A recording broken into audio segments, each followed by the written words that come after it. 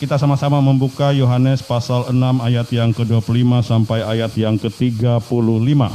Kita baca secara bersama-sama ya, secara bergantian. Saya akan membacakan ayat yang ke-25.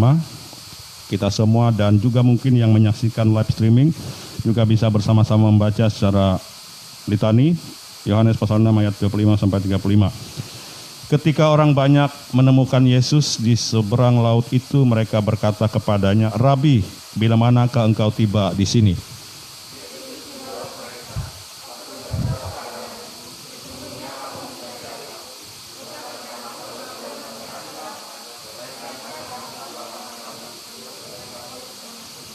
Bekerjalah bukan untuk makanan yang dapat binasa, melainkan untuk makanan yang bertahan sampai kepada hidup yang kekal, yang akan diberikan anak manusia kepadamu. Sebab dialah yang disahkan oleh Bapa Allah dengan meterainya.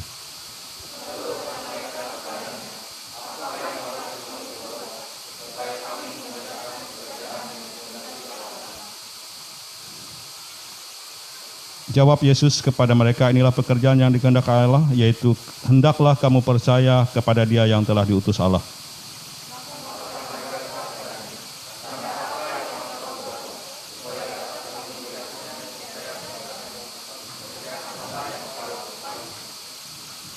Nenek moyang kami telah makan mana di padang gurun seperti ada tertulis, mereka diberinya makan roti dari sorga.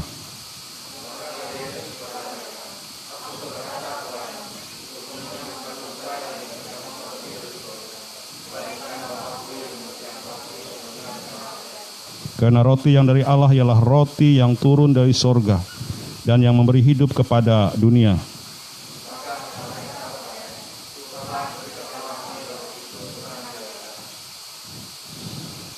Kata Yesus kepada mereka, "Akulah roti hidup. Barang siapa datang kepadaku, ia tidak akan lapar lagi. Dan barang siapa percaya kepadaku, ia tidak akan haus lagi." Amin. Salam. Saya akan memberikan judul, ya, jiwa yang lapar dan jiwa yang kenyang. Apa bedanya? Nanti ya kita akan lihat. Saya tanya dulu ya, rekan-rekan yang ada di ruangan ini, ya, yang menyaksikan live bisa jawabnya dalam hati ya. Sudah makan semua kita yang ada di ruangan? Hah? Sudah makan semua? Ada yang belum? Oke, ada yang belum, ada yang sudah ya. Yang sudah saya tanya dulu, berapa jam kuat? Sudah makan berapa jam, berapa hari kuat tidak makan lagi? Ada yang kuat sampai 3 hari? Yang tidak makan berapa jam kuat? 7 jam. Kenapa saya tanya hari ini? Karena berhubungan dengan makan-makan ya. Ini roti hidup ya. Saya tidak bawa roti tadi, tapi saya percaya roti ini yang akan berikan kenyang kita selama-lamanya. Amin. Ya. Saudara yang saya kasih dalam Yesus Kristus ya. Berapa hari saya menonton film, ada 2 kisah film yang berbeda. Yang satunya menceritakan tentang seorang perempuan yang tampil berbeda di dunia nyata dengan dunia media sosial. Ya. Dia ingin menampilkan dirinya sedemikian rupa di dunia media sosial. Ya. Tetapi sangat bertolak belakang dengan tampilan di dunia nyatanya. Dia ingin mendapatkan perhatian dari teman, dari orang-orang lain karena dia merasa bahwa dia tidak mendapatkan perhatian yang lebih dari teman-temannya, sahabatnya yang ada di sekitarnya. Karena mereka menganggap dia sebelah mata sehingga saat itu dia mulai ya, memutuskan untuk membuat satu keputusan bahwa dia harus menampilkan sesuatu yang paling sempurna. Sedangkan perempuan ini pekerja biasa yang gajinya hanya kecil. Dia mulai mempamer makanan-makanan luar negeri, ya. Dia posting di IG-nya, makanan-makanan yang mewah dan sebagainya, dia cari di buku, dia upload, dia foto, ya. Seolah-olah dia sudah menikmati makanan itu. Kemudian juga ketika dia bertemu dengan pacarnya dan pacarnya ada menggunakan jam yang mahal, dia foto. Dia posting juga di Instagram, mengatakan bahwa pacar saya punya jam yang mahal. Kemudian juga ketika pacarnya membawa mobil, dia postingkan juga dia duduk di mobil pacarnya. menandakan bahwa dia punya teman pacar yang sangat kaya. Kemudian juga dia memosting pakaian-pakaian yang mewah. Dia ke toko pakaian yang serba mahal, dia rela menyewa pakaian hanya untuk berfoto. Sehingga followernya semakin bertambah dan orang tertarik mengikuti jejak seorang perempuan ini. Tetapi ketika dia pulang ke rumah Narai Pengina, dia hanya makan mie. Berbeda dengan makanan yang dia postingkan. Makan daging, makan apa. Tapi ketika dia pulang ke rumah, yang dia makan hanya mie dengan telur. Followernya mengatakan, ayo kak, cari baju ini, yang ini, yang ini. Dia rela. Dia kumpul tabungan selama bertahun hanya untuk menyewa gaun dan baju yang mahal. Supaya dia membuktikan kalau dia bisa membeli barang yang berharga dan mahal itu. Singkat ceritanya sampai akhirnya dia meninggal karena ketidakpuasannya dengan dirinya sendiri. Dia dihantui oleh perasaannya sendiri. Kemudian ada yang kedua, kisah seorang perempuan yang juga cantik, tetapi dia tidak puas dengan wajahnya. Dia ingin menjadi perempuan yang nomor 1 di kota itu. Sehingga dia memutuskan untuk operasi wajah sedemikian rupa dengan harapan bahwa tidak ada satupun di tempat itu bisa menyaingi dia. Dia akan kecewa kalau ada orang yang bisa menyaingi wajah cantiknya. Sehingga dia memutuskan untuk operasi wajah. Dan orang yang akan mengoperasi, dokter itu mengatakan kalau kamu operasi nanti akan resikonya sangat berat. Nanti akan ada resiko suatu saat nanti wajahmu akan rusak. Tetapi dia tidak peduli demi dia semakin disukai orang. Dia tidak peduli, yang penting dia terkenal. Dia tidak peduli resiko apa yang dikatakan oleh dokter itu bahwa operasi plastik itu berbahaya. Sehingga dia harus memutuskan dengan biaya yang mahal, betul dia terkenal. Banyak orang-orang yang tertarik dengan dia. Ketika dia memposting wajahnya, dia adalah orang yang paling tercantik dan followernya semakin banyak. Dan banyak pendukung dan banyak yang mengidolakan dia. Dia terkenal. Tetapi ada satu saingannya adalah orang yang biasa. Tetapi dia sangat heran. Ternyata followernya ini pengikutnya banyak dari dia. Sedangkan penampilannya biasa-biasa saja. Tapi orang banyak mengikuti dia. Dia akhirnya mulai sakit hati. Dan berbagai cara dia menyingkirkan orang ini. Dia mencoba merubah posisi wajah dan seterusnya. Tetapi tetap saja dia dikalahkan. Pada akhirnya dia mati juga. Di dalam ketidakpuasannya. Dia mati sendiri. Dan kedua cerita itu menggambarkan kepada kita bahwa apa yang mau saya sampaikan kepada kita dari dua cerita itu, sejatinya kita ini memiliki hasrat, keinginan yang tidak puas. Jujur saja kita semua. Kita tidak puas tentang kasih sayang orang lain. Kita tidak puas untuk dihargai. Kita merasa tidak puas untuk dicintai. Kita tidak puas untuk diakui oleh orang lain. Kita merasa tidak puas kalau kita tidak menjadi orang yang paling dinomorsatukan. Jujur saja kita semua. Kita juga tidak puas kalau kita tidak punya ini, tidak punya itu. Kita merasa tidak akan pernah puas kalau kita tidak bisa ke sana ke sini. Kita tidak akan pernah bisa merasa puas. Walaupun kita sudah punya ini dan punya itu. Kita tidak akan pernah puas. Persoalannya adalah kalau kita sudah punya, katakanlah rumah, puaskah kita? Kita punya mimpi, aku mau bangun rumah, 1 tahun kemudian, setelah dibangun, puaskah kita? Tidak, karena kita akan melihat rumah orang lagi. Leha rumah aku kurik, tipe telu jahawen, inuluh, tipe 45 misal. Kita mulai lagi. Kita sudah punya ini, punya itu, tetapi kita melihat lagi orang lain. Kita tidak akan pernah puas. Karena itu saya tanya tadi, ya. Pernah lapar? Pernah lapar? Masih lapar? Masih ada yang lapar? Belauk masih hangat nih kuman? Masih kuat lah jam. Kuat jam? Ya. Masih kuat 1 jam ya. Kalau masih kuat ya, tidak masalah ya. Tapi kalau 1 hari saya khotbah kuat? Kuat tidak? Bujur? Bapak Ibu Saudara, rekan-rekan pemuda, pernahkah kita tidur waktu lapar? Bagaimana rasanya? Nyenyak atau tidak? Tidak nyenyak. Kalau lapar, bekerja, belajar, apa saja biasanya tidak konsentrasi dan tidak damai, bujur. Apalagi pentol mahalau, guru lagi majar, gelisah. Pendeta lagi khotbah, karena blau, pentol tege, konsentrasi, tidak damai, bujur. Kalau lapar itu kita tidak akan pernah merasa damai. Bekerja pun tidak akan pernah merasa damai. Apapun yang kita lakukan tidak akan pernah bisa merasakan damai. Karena itu kita perlu makan. Kalau blau harus kuman. Kalau lapar jasmani itu perlu makan. Tetapi untuk jiwa kita membutuhkan hanya satu makanan. Yaitu yang ditawarkan oleh Yesus. Karena kita perlu jiwa kita kenyang. Kalau jiwa kita kenyang, saya percaya bahwa kita tidak menjadi perempuan yang saya kisahkan dalam film tadi.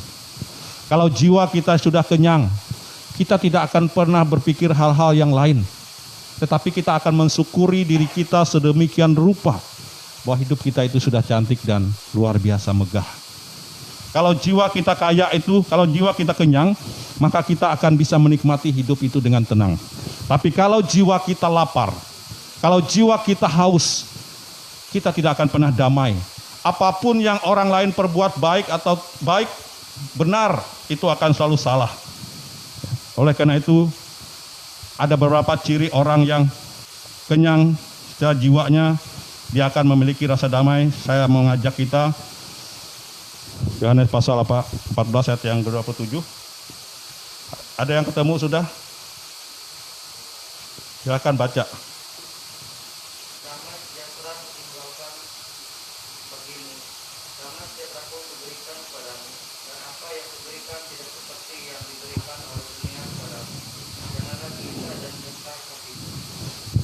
Kenapa Yesus mampu memberikan kekenyangan jiwa yang pertama bahwa dia adalah Raja Damai? Kalau kita mencari damai di Danau Biru, kita tidak akan pernah bisa damai. Hanya paling damai 1 jam, bosan. Apalagi nampaya kawal ulu mojok, kita kabuat. Bujur ya? Mau ke Jakarta saja, kita mau merasa tenang, saya akan bahagia. Percaya saja Anda tidak akan pernah damai. Kenapa? Kalau jatuh gawi, jatuh pacar, lugu-lugu ikan mall sama nyot lu gila. Okay. Tapi kalau kita mencari damai di dalam Tuhan, dimanapun kita berada, di penjara, Paulus damai di penjara, dia hanya melihat selobang kecil saja. Kalau kita mencari rasa damai dengan teman, sahabat, tidak akan pernah. Suatu ketika teman bisa tinggalkan kita, sahabat bisa tinggalkan kita. Kita cari damai dengan anak-anak kita, suatu saat anak-anak kita akan kawin, tinggalkan kita. Semuanya akan pergi dan meninggalkan kita. Kalau kita mencari kebenaran di dunia ini tidak akan pernah bisa benar, karena itu Yesus mengatakan, akulah roti hidup. Karena Yesus adalah Raja kebenaran. Dan dia adalah pencipta jiwa kita. Nah, penting kita memiliki damai, karena itu Yesus tahu bahwa yang dibutuhkan manusia itu adalah damai. Mungkin ada yang bertanya, bagaimana cara kita meraih damai? Saya akan memberikan ilustrasi bagaimana caranya kita meraih damai ya. Siapa yang pernah melihat kebun bunga? Kebun bunga, bunga yang indah apa saja? Pernah lihat? Yang di rumah pernah lihat? Kira-kira bunga itu tumbuh sendiri atau bagaimana? Hah? Dirawat. Nah, bagaimana proses awalnya? Kita lihat samping gereja. Coba minta doa berkat nempayah karena ewen-ewen dia percaya aku. Nempayah. Tegelah no bunga ate. Jatun. Nah, bagaimana supaya samping gereja ini bisa menjadi taman bunga? Maka kita harus mencabut apa? Rumput. Butuh apa? Tenaga. Butuh apa? Waktu. Butuh apa? Butuh materi. Butuh apa? Segala alat-alat dan segala sesuatu dibutuhkan untuk kita bisa menjadikan taman bunga. Nah, setelah kita mencabut, apakah bunga akan tumbuh? Tidak akan tumbuh. Bagaimana caranya? Setelah rumput dicabut dengan tenaga dan mungkin juga berdarah, berhimang, ya, kita cari bibit bunga, kita tanam. Setelah itu kita rawat. Nah, untuk bahagia, untuk damai, yang pertama, kita harus cabut akar-akar kebencian. Kita harus cabut akar kecemburuan di dalam diri kita. Kita cabut akar kesombongan. Kita cabut segala sesuatu yang hal-hal yang buruk dalam hidup ini. Makanan yang tidak sehat kita buang dan kita ganti dengan roti hidup. Maka kalau kita ingin damai, maka buang semua apa yang buruk di dalam diri kita dan kita tanam bunga yang indah.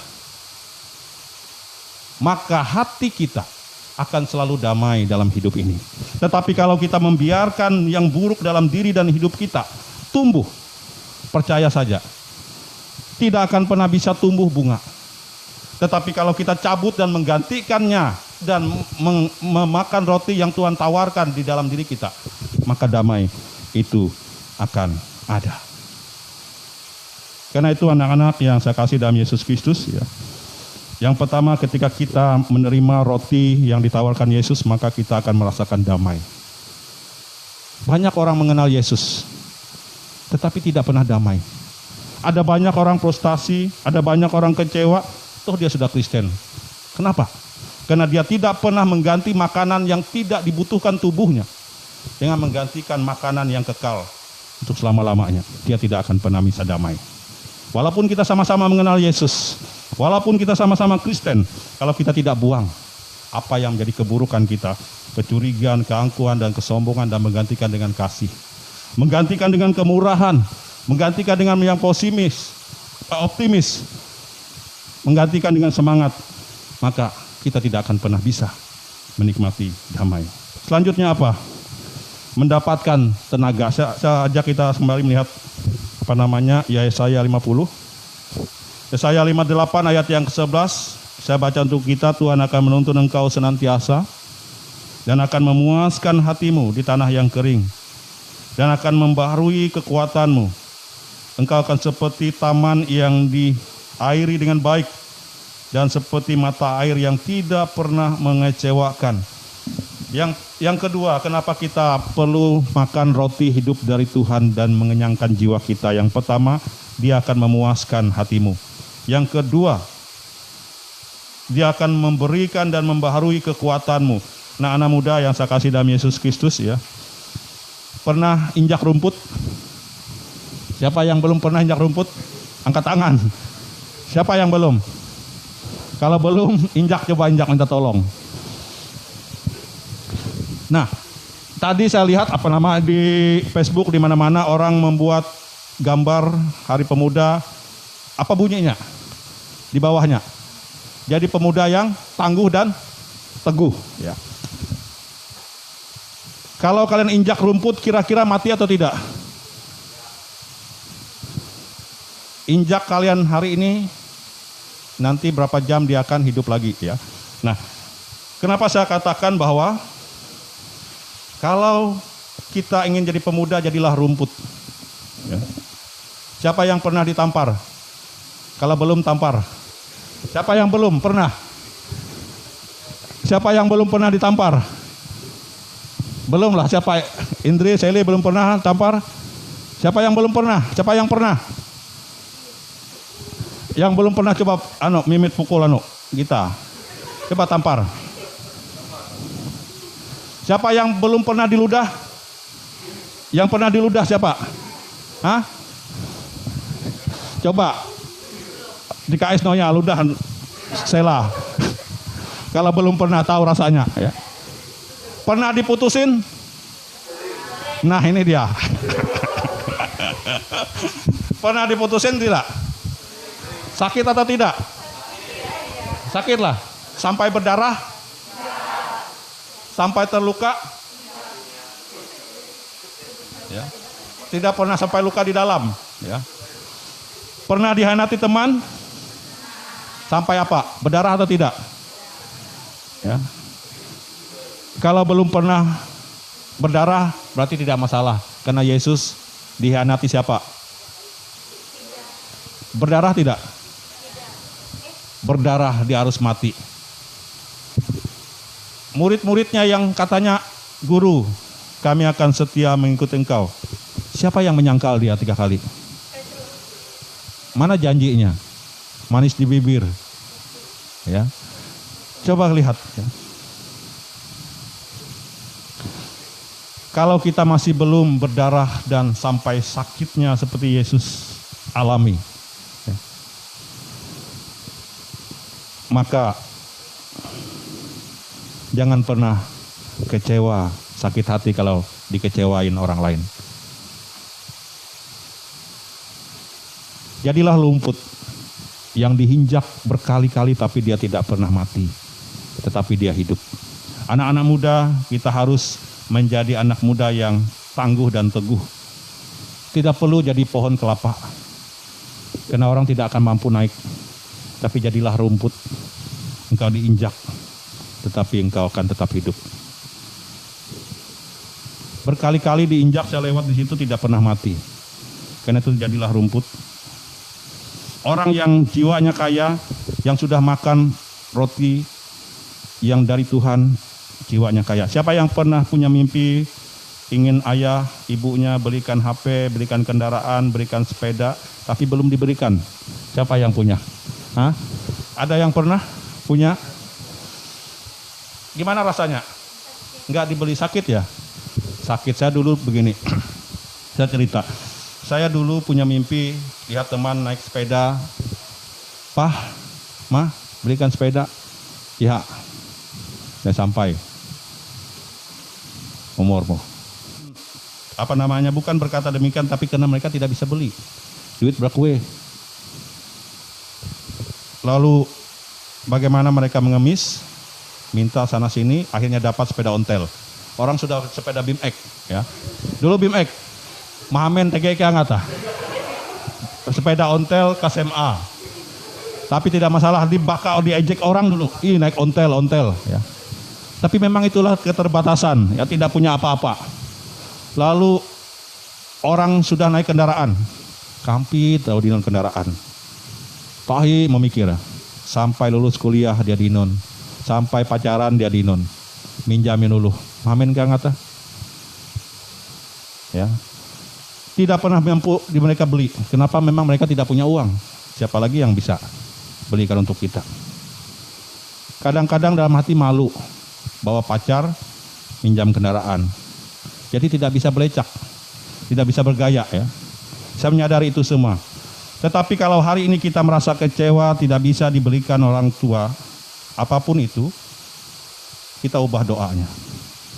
Pah, Mah, susah Mamah beli akangku. Aku kareh akan membeli dan memberikan hadiah untuk Papa dan Mama. Tunggu, saya akan mulai berhasil dan sukses. Itu doa. Orang yang sudah makan roti dan jiwanya kenyang dari Tuhan, dia akan berkata, saya akan berjanji Papa Mama, tidak perlu kalian beri hadiah, saya akan beri hadiah. Saya akan jamin, saya akan ganti semua apapun yang sudah Bapak Ibu orang tua sumbangkan, mulai dari air susu, mulai dari mereka memandikan saya waktu kecil. Jiwa yang kaya adalah orang yang seperti itu.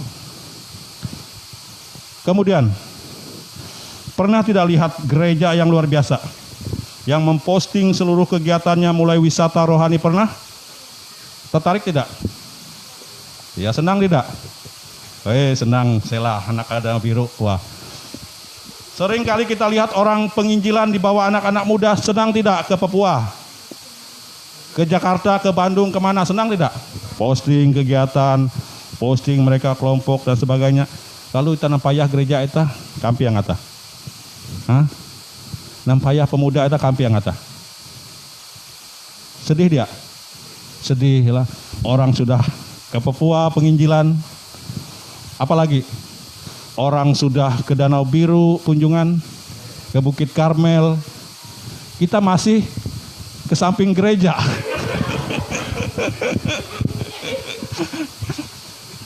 Bagian Padang gereja, samping gereja. Ya. Kalau kita jiwanya sudah kenyang oleh roh Tuhan, ya, kita boleh saja memposting sesuatu yang luar biasa, ya. Tetapi kita memang tidak bisa mengerjakan apapun yang orang lain kerjakan. Tidak semua kita bisa. Kita tidak bisa menginjili wisata rohani ke Bali, ke Papua dan sebagainya. Tetapi kalau jiwa kita kenyang, kita bisa menginjili yang ada di sekitar kita. Yang pertama adalah hormati dan kasih orang tua kita dengan kasih yang sayang yang penuh. Itu luar biasa. Buat apa kita memberikan pelayanan ke panti asuhan, membawa nosmi, aqua dan sebagainya, tidak salah. Tetapi kita tidak pernah memberikan orang tua minum. Bikin teh saja malas. Ya. Tidak perlu kita wisata jauh-jauh kalau kita belum bisa melakukan hal yang kecil dengan cinta yang besar kepada orang tua kita. Ya, kalau kita menanam 1000 pohon di Hulu Ketingan bersama dengan pemuda remaja Sekalteng, woi senangnya. Tambahnya teh gersang. Tidak perlu kita menginjili jauh-jauh menanam pohon, tanam saja di depan gereja, ya. Ikut gereja ini, ayo kita menjaga kebersihan di kota anu. Kota eta kebuat bang gereja ada sampah. Penginjilan yang terbaik kita tidak perlu melihat orang posting orang luar biasa sudah ke Danau Biru, sudah ke Papua sana ke Raja Ampat. Gerejanya megah luar biasa dan banyak orang. Tidak perlu kita iri. Cukup kita merasa, kita doakan, bersyukur mereka bisa. Dan semoga saya juga bisa menjadi saksi Kristus di tengah-tengah keluarga. Menanam pohon yang gersang, mandiri samping gereja. Itu jiwa yang besar. Ya. Kemudian yang selanjutnya adalah, saya mau tanya dulu, satu orang. Oke. Kira-kira, apa yang mau kamu tuliskan di batu nisanmu? Jika suatu saat kamu akan meninggal, tuliskan 5 hal yang paling kamu inginkan kamu tulis. Tulis di batu nisanmu, dan orang ingin mengenal kamu hal-hal yang baik. 5 saja tulis. Apa yang mau kamu sampaikan? Silakan. Tidak ada. Ya, yang besar saja. Ya, silakan. Pak Kaladius. Ya, saya tidak bertanya kalian semua. Kalian tuliskan saja hal yang baik di buku agenda kalian, ya. Yang nanti itu akan dibaca kira-kira apa saja? Apa saja? Ada yang mau tulis? Hah? Mau? Apa yang kalian tulis? Pasti kalian akan menulis sesuatu yang paling baik. A. Saya ingin menjadi anak yang suka menolong orang tua. Misal, kalian tulis. Kalian tulis itu semua. 5 hal itu yang kalian tulis. Dan orang ingin mengingat kalian. Oleh karena itu, untuk orang mengingat kebaikan kalian pada saatnya nanti. Walaupun kita belum mati, tapi persiapkanlah segala sesuatu. Karena setiap sambutan biasanya selalu orang mengungkapkan hal yang baik. Kadang-kadang bingung orang kalau orang yang mati jahat, ini mana yang baiknya? Makanya sambutannya bingung. Nah, ngara itu kan lo. Yuk, bingung lo. Tege lo mata itu paling buk. Ini yang mau kelewat ya uras menyewot ya. Nah, buah ayam suku dan sebagainya. Jadi orang yang menyampaikan sambutan ini berbohong. Jujur ya. Are berbohong kalau menyampaikan sambutan. Are paling are tenjaru. Padahal tenjaru. Oh iya, mangat ini ngeluh. Dia mangat menyakiti keluarga. Karena itu, walaupun kita belum mati, tapi tuliskanlah sesuatu yang baik itu dulu supaya orang kenal. Ya, rekan-rekan yang sebelum saya menutup khotbah yang sudah mempersiapkan lagunya, Baby Boys bisa nampil tempat, mengambil posisi. Nanti saya akan tutup khotbah ini. Pemuda yang tangguh, dari kesimpulan yang mau saya katakan apa kira-kira? Tidak mudah kecewa. Pemuda yang tangguh dan teguh, dia tidak pernah putus asa. Dia tidak pernah iri. Dia tidak pernah sakit hati baca Facebook orang. Dia tidak pernah sakit hati baca apapun orang lain. Karena baginya tidak penting itu. Yang dia pentingkan adalah bagaimana hatinya dekat dengan Tuhan. Amin. Dunia ini bermacam-macam. Ya, putarkan saja musiknya. Dunia ini bermacam-macam. Ada yang suka, ada yang tidak suka. Ada yang baik, ada yang tidak baik, dikucilkan Anak-anak muda yang saya kasih dalam Yesus Kristus ya. Mungkin kita berpikir kita tidak bisa berbuat banyak, Pak Pendeta. Saya ini kecil, orang miskin, saya tidak punya apa-apa. Saya tidak bisa melakukan apa-apa. Mungkin kita bertanya, kapan Tuhan saya bisa seperti mereka? Ya. Kenapa Tuhan tidak adil dengan saya? Kenapa hidup saya harus seperti ini? Kok orang lain sudah hebat, sudah maju di depan? Kita stop, berhenti yang demikian. Jam tengah, jam barat, apa bedanya? Jam tengah dan jam barat. 1 jam lebih dulu, apakah orang sana lebih maju dari kita? Tidak ada. Ada hari ini yang dapat jodoh, ada yang belum. Ada yang lulus kuliah, sudah dapat kerja, ada yang belum kerja. Ada yang sudah menjadi bos usia 20 tahun, tetapi mati. Ada yang sudah bos menjadi usia 75 tahun, sehat-sehat sampai 90 tahun. Hidup ini Tuhan sudah tetapkan waktu kita masing-masing. Kita berjalan dengan waktu kita. Karena itu jangan pernah kecewa kalau kita belum mendapatkan apa-apa. Apa kata Tuhan? Indah pada waktunya. Asalkan engkau setia, asalkan engkau mau makan roti hidup yang aku sediakan. Setialah, berlakulah apa yang baik di hadapan Tuhan. Maka Tuhan akan gantikan segala sesuatu yang kita butuhkan. Percayalah. Kita tidak akan pernah kecewa dan sakit hati kalau orang lebih dulu dari kita. Presiden Amerika lebih tua orang. Bagaimana? Ada yang tua, ada yang sudah menikah, ada yang belum. Tidak menjadi persoalan bagi kita. Tapi yang menjadi persoalan bagi kita, dan kalau menjadi persoalan bagi kita kalau kita tidak melakukan hal yang baik, itulah yang membuat kita sakit hati. Itulah yang membuat kita sedih. Kalau kita tidak bisa mengasihi dan mengampuni orang, baru kita bersedih. Tapi kalau hanya kata-kata orang dan apa saja perbuatan orang, jangan pernah sakit hati. Sakit hatilah kalau kita tidak bisa melakukan hal yang baik dan banyak bagi orang lain. Sekecil apapun yang bisa kita perbuatkan dalam hidup ini.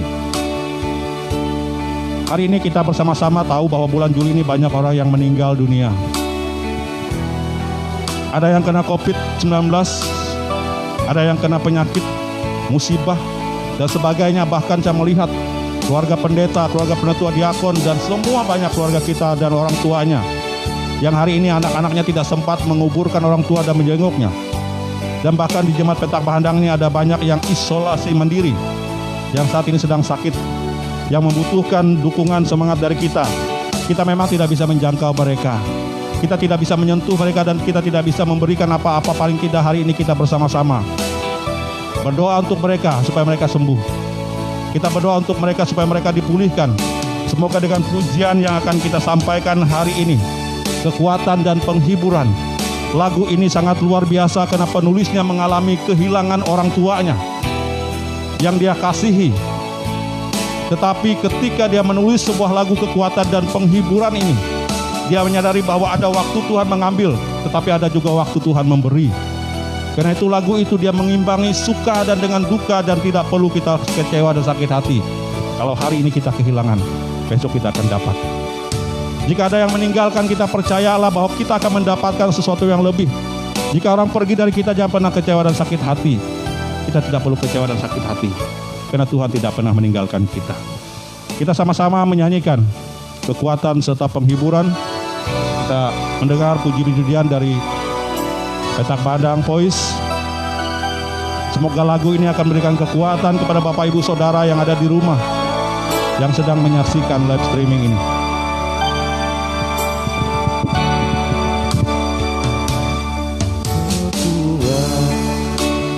Serta penghiburan diberikan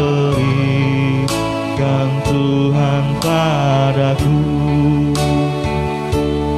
Tiap hari aku dibimbingnya, tiap jam dihibur hatiku. Dan sesuai dengan hikmat Tuhan, ku diberikan apa yang suka dan derita bergantian. Suka dan Tiada lain tujuannya adalah berganti untuk menguatkan iman kita semua. Jika segala sesuatu terjadi dalam hidup ini, tiada lain bahwa Tuhan ingin menguatkan kita. Tiap hari Tuhan besertaku, Tuhan beserta, diberi rahmat-Nya tiap jam, diberi rahmat-Nya tiap diangkatnya bila kita jatuh, diangkatnya bila aku jatuh, dihalaunya musuhku kejam, dihalaunya musuhku kejam. yang namanya Raja Maha Kuasa, Namanya Raja Maha Kuasa, Bapa yang kekal dan abadi, Bapa yang kekal dan abadi. dalam hidup ini ada duka, ada suka, Menimbang, tetapi Tuhan akan selalu mengimbang itu semua. Teruslah kita menikmati roti yang dari sorga hidup kita. Kita bersama-sama berdoa dalam hati untuk orang tua kita, sahabat teman yang saat ini mengalami sakit, yang dirawat di rumah maupun di rumah sakit. Kita berdoa untuk mereka dengan pujian ini. Kita meyakini bahwa mereka akan dipulihkan oleh Tuhan. Penghiburan Diberikan Tuhan, diberikan Tuhan padaku tiap hari. tiap hari. Aku dibimbingnya tiap jam Dihiburnya, hibur hatiku. kita nyanyikan sama-sama. Dan sesuai dengan hikmat Tuhan ku diberi dan apa yang perlu, Suka dan derita, suka dan derita berganti. tiada lain adalah untuk memperkuat iman. Memperkuat imanku. Dan sesuai dengan hikmat Tuhan ku diberikan apa yang perlu. Suka dan derita, Suka dan derita bergantian, memperkuat imanku. suka dan derita bergantian. Suka dan derita bergantian, Memperkuat iman. memperkuat imanku.